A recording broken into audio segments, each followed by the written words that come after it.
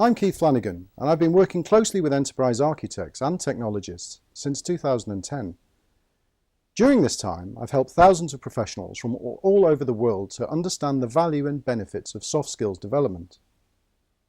Given that a significant part of a senior architect's or IT manager's day is routinely spent dealing with people, there's a clear requirement that behavioural competencies form a hugely important part of their success.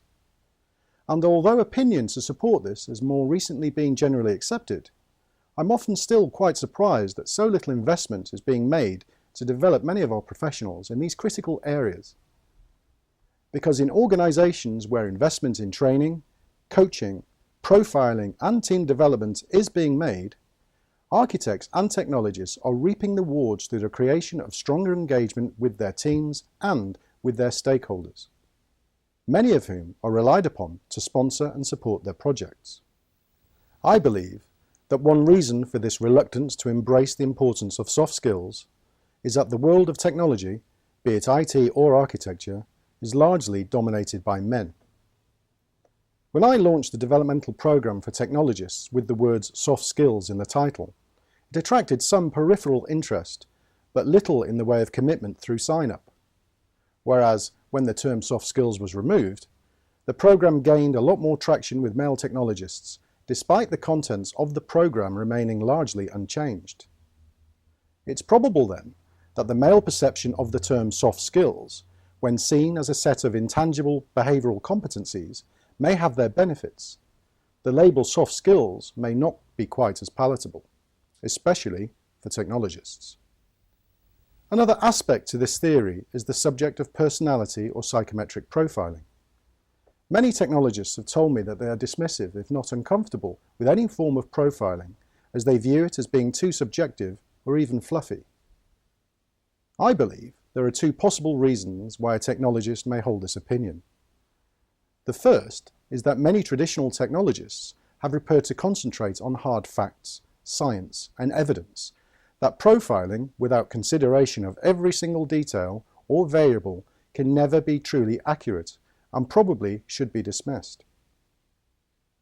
Second, and perhaps more sadly, is that many of the clients that I have worked with who had been exposed to profiling had either a bad experience due to the poor standards of the profiling practitioner, or that once profiling had taken place, the results were never used for any sustained developmental gain. However, for me, as a leadership consultant, the question arises: how can anyone really know how they are perceived by others without some form of proven insight into their own behavioural characteristics?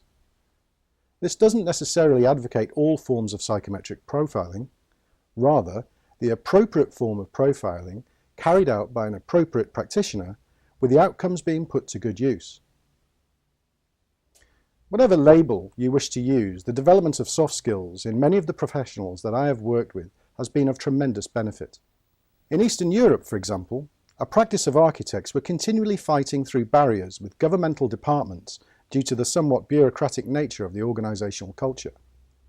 However, following the continued use of soft skills developed by undertaking a program designed specifically for technologists, many reported breaking new ground with their previously resistant stakeholders and secured an appetite for buy-in to architecture projects that had never existed before. Many of the architecture teams found themselves in positions of much greater influence at senior levels through the open use of skills such as empathy, collaboration, change leadership, and communication. Ultimately, this particular architecture practice became a high-performing and cohesive team that was widely regarded as a much-valued asset, as opposed to being looked upon as a group of technologists with only their own interests at heart. Similar results were witnessed within the public and private organisations in the US, Canada, New Zealand and the UK. Technology teams and architecture practices that had adopted the use of soft skills were seeing very real benefits by changing their approach to stakeholders at all levels across the business. Also interesting was that many had reported they were enjoying much more personal satisfaction from their work, and that their working environments had changed for the better, due to a greater focus on workplace empathy. Many said that they felt better supported by their managers to provide a great service. In essence, we were helping to create great places to work, which would result in lower staff turnover, less sickness absence, and higher levels of morale, all leading to great performance. Greater engagement at all levels of stakeholder meant that key figures were buying into the value of architecture and technology because they had an emotional stake in the process. I don't believe that anybody goes to work to do a bad job, but I do believe that soft skills not only create great technologists and architects, they also produce great leaders and role models. Now, which one of us doesn't want to be one of those?